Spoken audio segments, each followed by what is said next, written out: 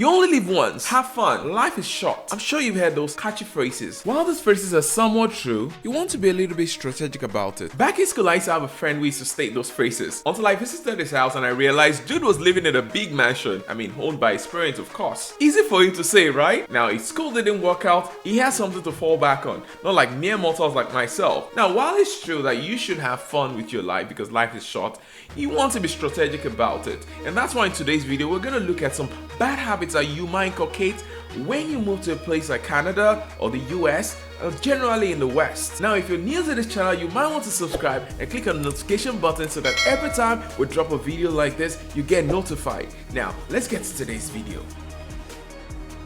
The first habit you want to be careful about is keeping up with the Joneses. Yeah, if you know what I mean. It is keeping up appearances. Especially in a time like this where people show you just the good part of their life and never show you the negative portion of their life. You want to be careful so you don't get carried away and trying to keep up with those people. Now, there's something common about the West. You get access to fun and they even entice you sometimes with credit cards, with some loans. Some even give you access to zero down payment to buy some luxurious things. Though those kind of things might be a little bit enticing, you want to be careful about it. Peer pressure is huge. You may not feel a direct order to keep up with other people in your social circle, but it is very, very sneaky. If one of your friends buys a new car, you might be tempted to buy one too. And especially in a place like Canada where it is easy for you to access fun, you might think that's the best way for you to go.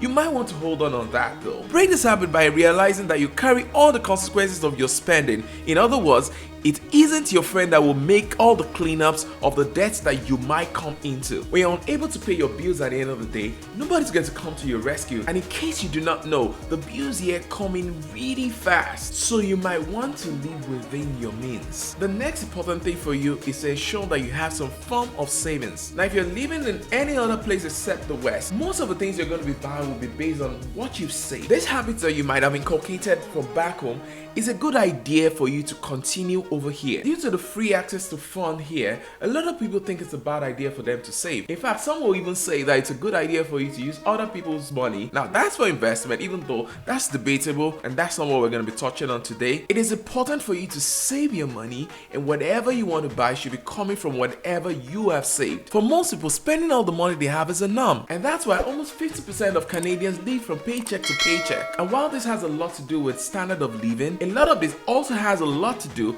with the spending habits. Instead of continuing the circle, break it by adjusting your payroll distribution. Try to allocate some of your money into a savings account for every paycheck you get. Now, the next one is something I've noticed here and even back home in Nigeria. While you might be able to get away with this in Nigeria, it might be very hard for you to be able to get away with that here. Why? Because the living expenses here in Canada is way higher than back in Nigeria, where it might be easy for you, especially if you're earning quite well, to be able to offset most of your expenses with just one paycheck.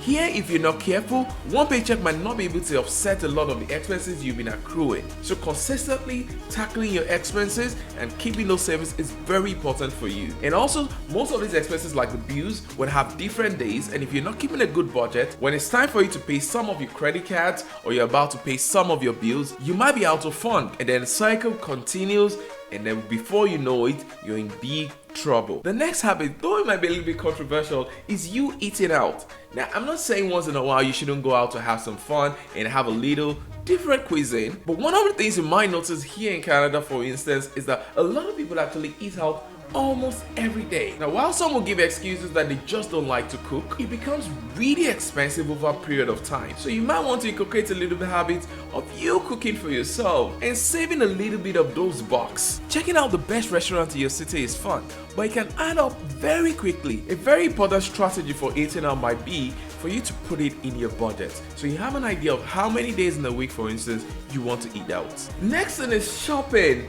Look, there's nothing wrong with shopping. We shop all the time, right? For things that you need, but you need to find out what are the things that are actually needed and the things that I just want. With social media, putting things in your face every time, your shopping habit might become a little bit compulsive, and you'll be surprised how many people are addicted to shopping.